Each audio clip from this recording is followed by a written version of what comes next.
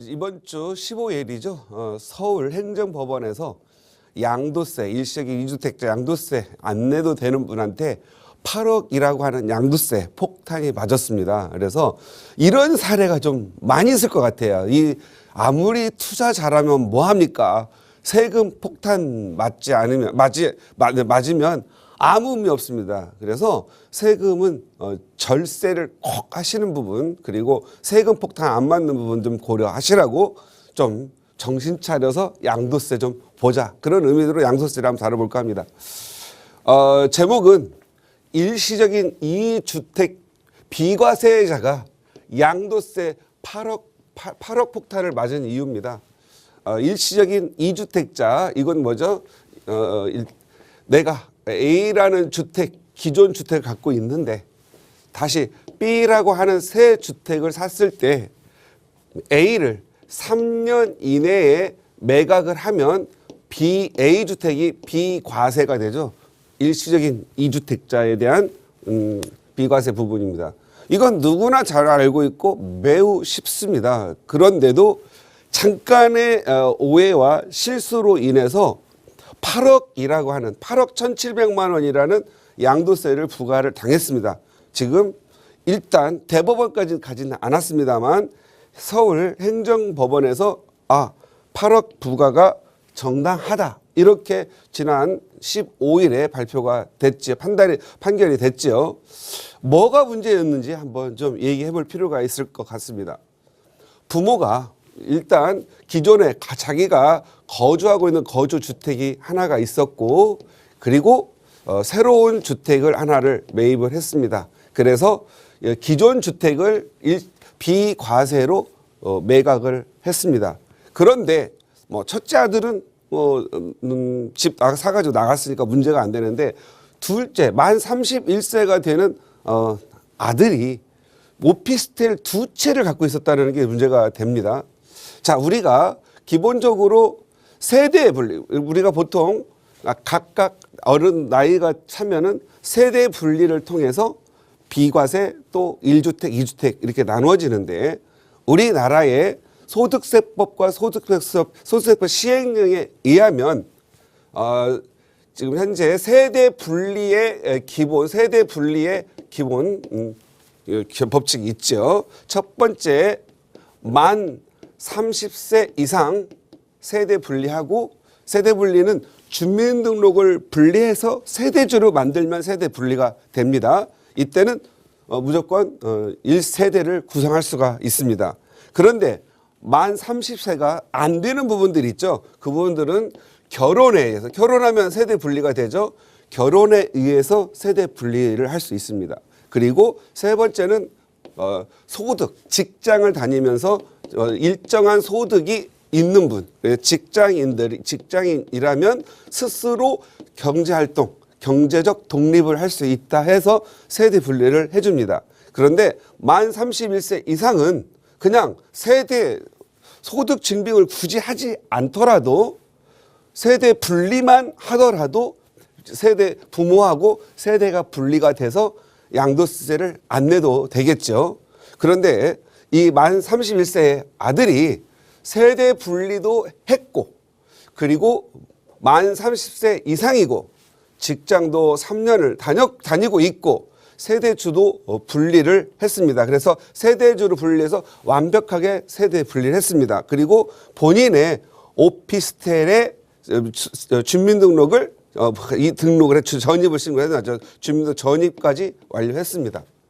그리고 부모는 나는 아들도 없고 하니까 나만 일시적 2주택자니까 매각을 하고 비과세 신고를 해서 보유기간이 6년, 거주기간이 6년 해서 각각의 4%씩 장특권까지 받은 거죠. 그래서 48%의 장특권까지 받고 신고를 했습니다. 12억까지는 비과세니까 세금이 안 냈고, 그래서 세금을 한 3, 4천만 원 낸 걸로 보여집니다. 아마 4, 5천 정도 3, 4천만 원 내지 않았나 봅니다. 그런데 어느 날 국세청에서 당신 양도세 8억 1,700만 원이야 라고 부과를 시킨 겁니다. 그래서 무슨 소리예요? 나는 일시적 이주택자로 비과세, 양도세 신고를 했습니다라고 했습니다. 그래서 서로 따져보니 그러면 우리 서로 분쟁이 있으니까 서울 행정법원에 가서 소송을 하자. 그래서 소송을 했습니다. 법원에서 조사를 해보니 맞다. 8억 부과가 정당하다. 이렇게 해서 지금 부과를 한 거죠. 그런데 우리가 지금 현재 요 서울행정법원에서 결정적인 이유를 제시를 한 겁니다. 첫 번째, 세입자의 진술을 들어봤습니다. 오피스텔 갖고 있는 두 채 중에서 한 채는 자기가 이 주민등록을 갖다 전입을 시켜 놨는데 여기에 가서 보니 세입자가 있었던 거예요. 그래서 세입자를 조사를 해보고 두 번째, 이 아드님이 교통카드를 사용 어떻게 했느냐. 야, 참 이건 무섭죠? 좀 무서운 상황입니다. 이제는 교통카드의 출퇴근 기록 내용을 본 거죠. 봤더니 아드님이 요 부모가 살고 있는 집에서 출퇴근을 하더라는 거죠. 그리고 세입자한테 확인했더니 세입자가 하는 말이 아드님이 주민등록 전입은 돼 있으나 사는 건 본인이 살았다. 그리고 아드님이 살고 있지 않다라고 진술을 해준 겁니다. 그래서 법적 요건은 다 맞춰 놓았는데 실제 생계가 부모님과 같이 함으로써 독립생계가 아니었다. 경제적 활동이 독립세대가 아니다라고 국세청에서 입증을 한 거예요. 자, 국세청에서 세금을 더 받으려고 한다고 하려면 국세청에서 입증을 해야 되겠죠. 국세청은 법보다 더 중요한 사안이 있습니다. 국세청은 사실 현황 기준으로 판단하는 거죠. 그래서 국세청에서 이렇게 사실적 현황 기준을 봤을 때 교통카드를 사용했을 때 부모의 집에서 직장을 오갔고 세입자의 진술을 들어보니 안 살았다. 그러면 어디에 살았느냐 이렇게 물어본 겁니다. 그랬더니 어디에 살았냐 했더니 부모님 집에서 사는 건 맞다. 그러나 경제활동과 생계는 독립적으로 했다라고 주장을 이제 했었는데 여기서 부모님 집에 사는 게 문제가 되는 건 아니죠. 왜냐하면 비록 세대 분리 다 됐다 하더라도 세입자 집에다가 주민등록 전입 신고했더라도 실제적으로 독립된 생활을 했다라 한다면 8억이라고 하는 양도세를 맞지 않겠죠. 그런데 부모님이 산 집이 알고 봤더니 아파트였던 거예요. 아파트이고 방이 한 네 칸 정도 됐나 보죠. 그래서 화장실도 따로 있고 침실도 따로 있어요. 그런데 문제가 출입문은 하나가 있다는 거죠.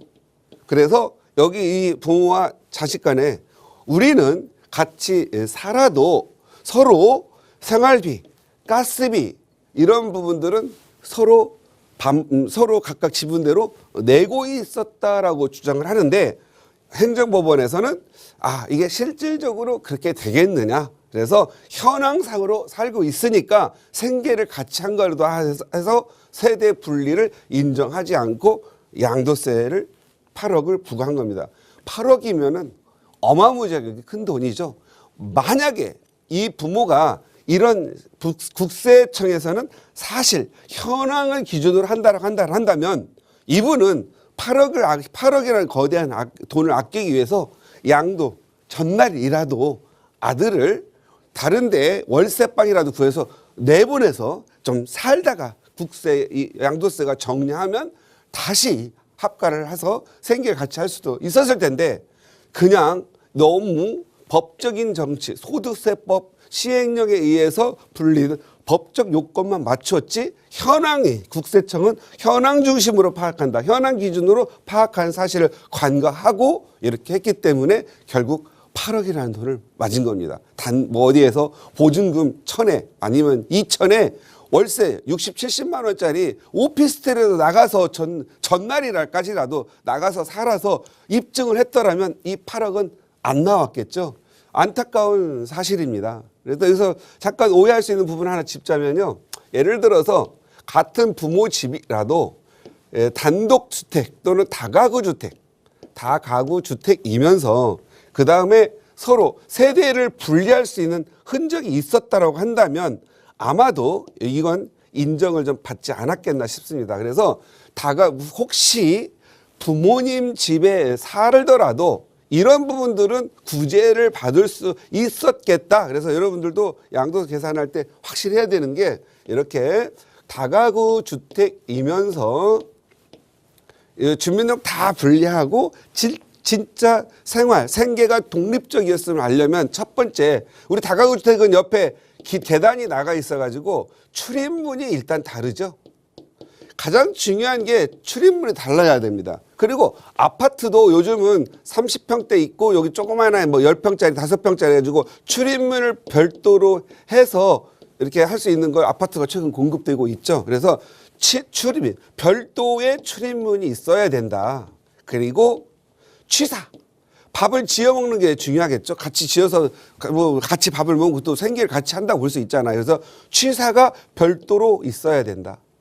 그다음 세 번째 화장실도 별도로 있으면 좋고 네 번째 침실 별도 있으면 이것은 입증이 됩니다. 그래서 같이 부모님하고 교통카드를 사용해서 같이 출퇴근을 한다 하더라도 아버지 집에서 부모님 집에서 산다 하더라도 이렇게 출입문 다르고 또 취사가 다르고 화장실 별도 침대가 달랐다고 한다면 이 8억은 내지 않았을 겁니다. 별도의 독립세대를 입증했었을 거고요.